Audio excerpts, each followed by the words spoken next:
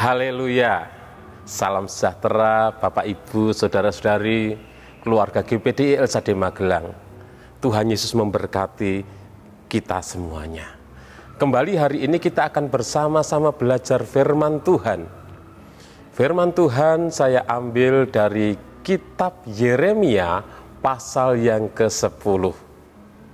Kitab Yeremia pasal yang ke-10, dan firman Tuhan hari ini saya beri tema, jangan menyembah berhala. Jangan menyembah berhala.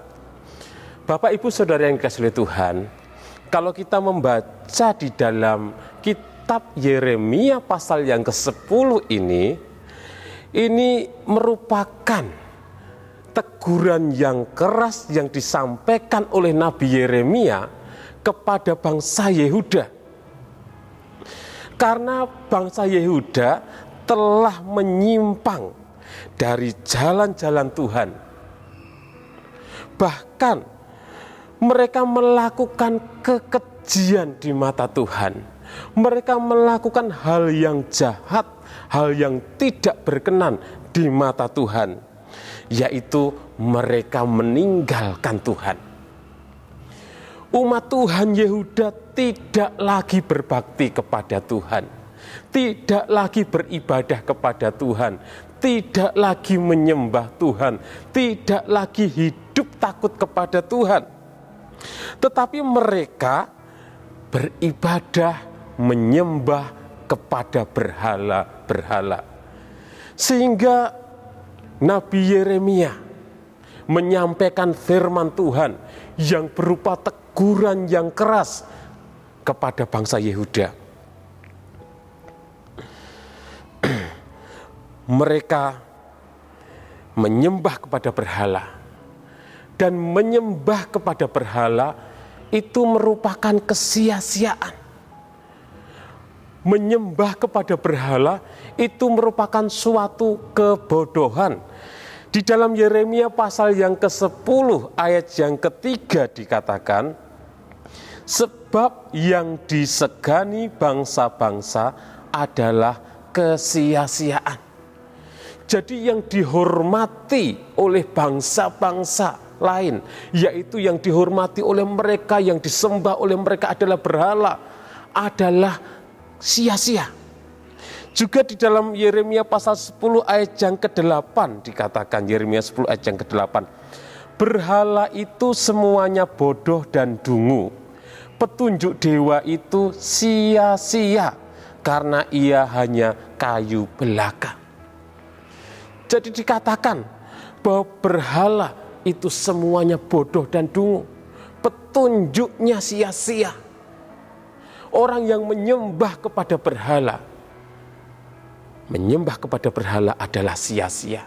Menyembah kepada berhala adalah bodoh. Dalam ayat yang ke-14 sampai 15 juga dikatakan, setiap manusia ternyata bodoh, tidak berpengetahuan, dan setiap pandai emas menjadi malu karena patung buatannya, sebab patung tuangannya itu adalah tipu, tidak ada nyawa di dalamnya. Semuanya adalah kesia-siaan, pekerjaan yang menjadi buah ejekan, dan yang akan binasa pada waktu dihukum. Jadi dikatakan setiap manusia yang menyembah kepada berhala ternyata bodoh, tidak berpengetahuan, karena berhala itu, patung itu tidak ada nyawanya. Jadi sia-sia orang yang menyembah, berharap kepada berhala. Perbedaan antara berhala dengan Allah sangatlah jelas. Kalau kita membaca di dalam Yeremia pasal yang ke-10 ini. Jadi ada perbedaan antara berhala dengan Allah.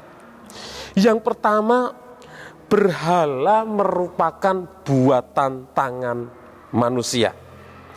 Kalau kita membaca dalam ayat yang ketiga dan yang keempat dikatakan, sebab yang disegani bangsa-bangsa adalah kesia-siaan, Bukankah berhala itu pohon kayu yang ditebang orang dari hutan, yang dikerjakan dengan pahat oleh tangan tukang kayu? Orang memperindah-Nya dengan emas dan perak, orang memperkuatnya dengan paku dan palu supaya jangan goyang.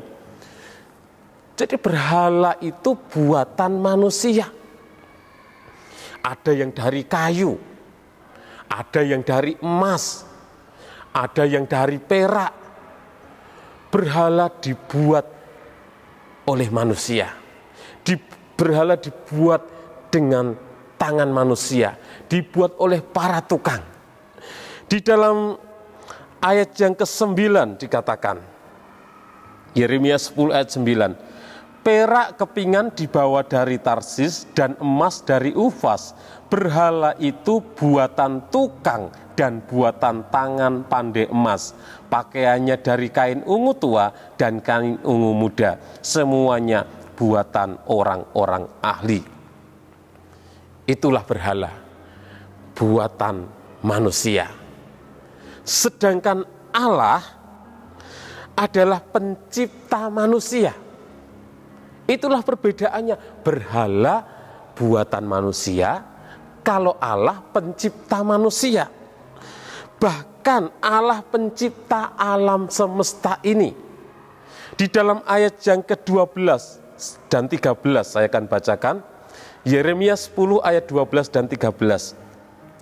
Tuhanlah yang menjadikan bumi dengan kekuatannya, yang menegakkan dunia dengan kebijaksanaannya, dan yang membentangkan langit dengan akal budinya. Apabila ia memperdengarkan suaranya, menderulah bunyi air di langit. Ia menaikkan kabut awan dari ujung bumi. Ia membuat kilat serta dengan hujan, dan mengeluarkan angin dari perbendaharaannya. Jadi sangat jelas perbedaan antara Allah dengan berhala.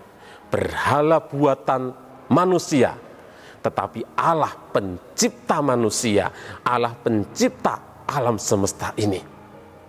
Yang kedua, perbedaan berhala dengan Allah adalah berhala merupakan benda mati yang tidak memiliki kehidupan.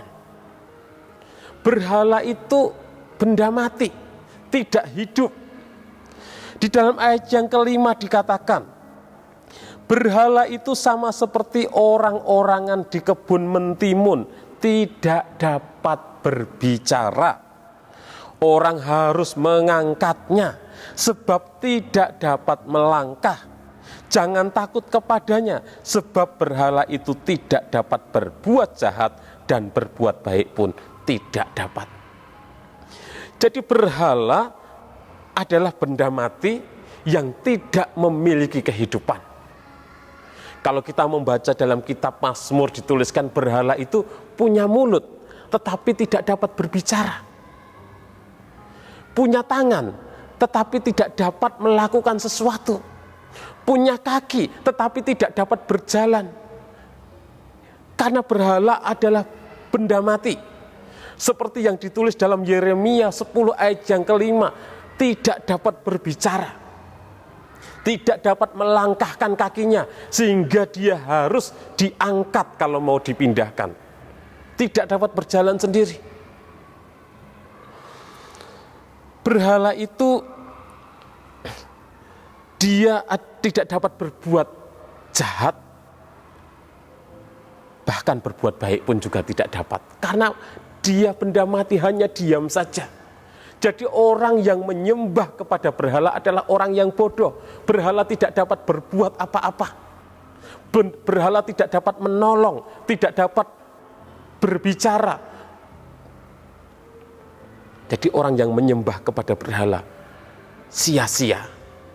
Orang yang bodoh, karena berhala adalah benda mati.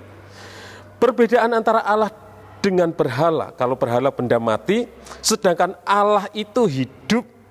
Allah merupakan sumber kehidupan. Jadi sangat jauh perbedaannya. Berhala benda mati, sedangkan Allah itu hidup. Bahkan Allah adalah sumber kehidupan. Di dalam ayat yang ke-10, Yeremia 10 ayat 10 dikatakan, Tetapi Tuhan adalah Allah yang benar, Dialah Allah yang hidup dan Raja yang kekal. Bumi goncang karena murkanya dan bangsa-bangsa tidak tahan akan geramnya. Jadi perbedaannya sangat mencolok. Di tengah-tengah ketakutan terhadap serangan bangsa Babil, umat Tuhan, orang-orang Yehuda, mereka justru semakin giat menyembah kepada berhala. Sehingga mereka ditegur oleh Tuhan melalui Nabi Yeremia. Umat Tuhan pada waktu itu hidup seperti bangsa-bangsa lain.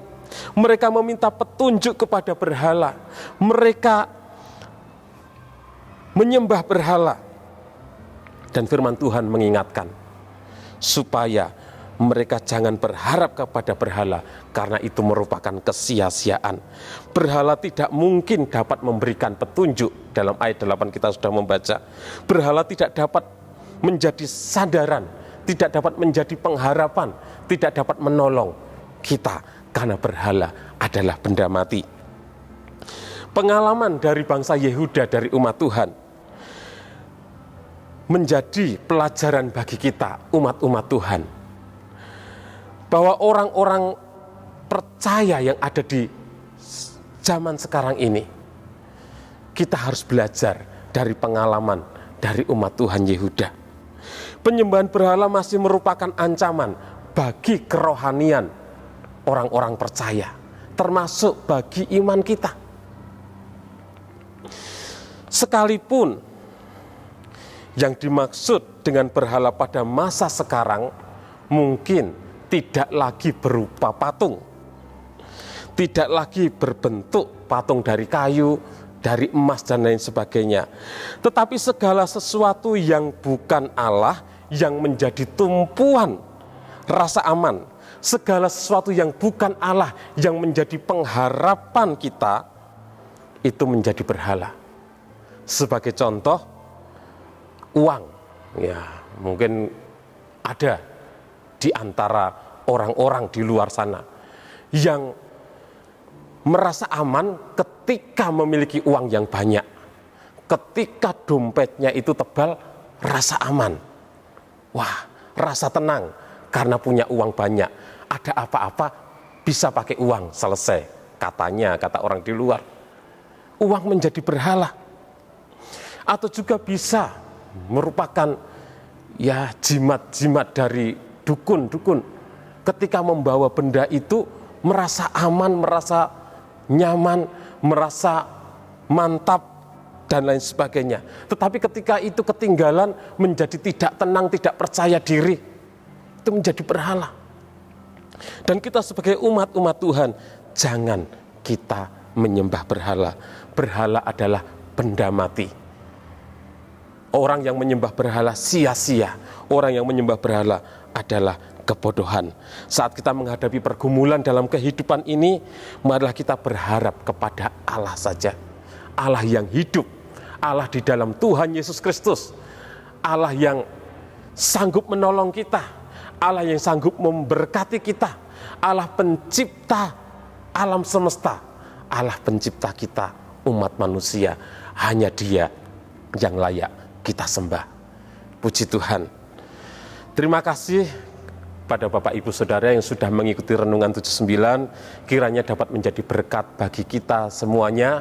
Bagi Bapak Ibu Saudara yang ingin didoakan dengan pokok doa tertentu, ataupun bagi Bapak Ibu Saudara yang ingin menyampaikan kesaksian, baik kesaksian mujizat Tuhan, kesembuhan yang dilakukan oleh Tuhan, maupun pertolongan Tuhan di dalam keluarga, di dalam pergumulan, usaha pekerjaan, Bapak Ibu dapat menyalurkan melalui chat WhatsApp di nomor 0813 2742 0088. Tuhan Yesus memberkati. Mari kita berdoa.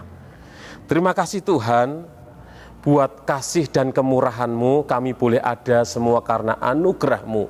Engkaulah yang menciptakan kami, Engkau yang memelihara kami, Engkau yang layak kami sembah, Engkaulah sumber pengharapan kami, hanya Engkau yang kami andalkan, karena Engkaulah sumber pertolongan kami dan tidak ada yang lain. Terima kasih Tuhan, biarlah kami boleh mengasihi Engkau lebih dari segala sesuatunya. Kami boleh berharap, bersandar, dan mengandalkan Engkau dalam setiap kehidupan kami. Terima kasih Tuhan, memberkati seluruh umat-umat-Mu. Kiranya negeri kami, keluarga GPDL Sade Magelang, diberkati oleh Tuhan dengan yang terutama dari gunung-gunung yang sejak dahulu, dan dengan yang terbaik dari bukit-bukit yang berabad-abad, dan dengan yang terbaik dari bumi serta segala isinya. Dalam nama Tuhan Yesus Kristus kami berdoa bersyukur. Haleluya. Amin.